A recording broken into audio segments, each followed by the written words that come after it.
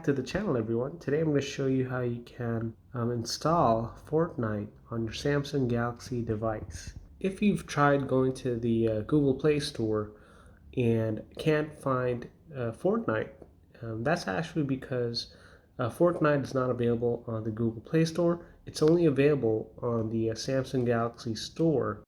Now, if you have a Samsung Galaxy device that has the Galaxy Store, you can go ahead and download it from there. I'm going to show you that in this video. So first up, open up the Galaxy Store. Once you have that open, go ahead and click on the search and find Epic Games. Okay, so we're going to use Epic Games to download Fortnite since it's not even available on the Galaxy Store right away. You have to download Epic Games so you can download Fortnite. Okay, so once you've got Epic Games installed, go ahead and open it up, and you'll then be shown, currently they've got 2 games on there, but what we want is, again, Fortnite. Go ahead and tap on that and click on install.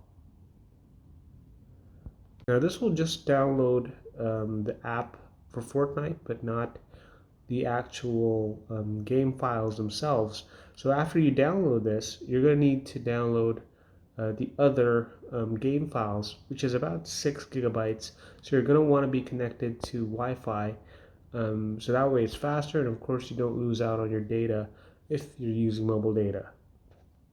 I'm just going to go ahead and fast forward this segment of the video, so that way we can get right on to opening Fortnite.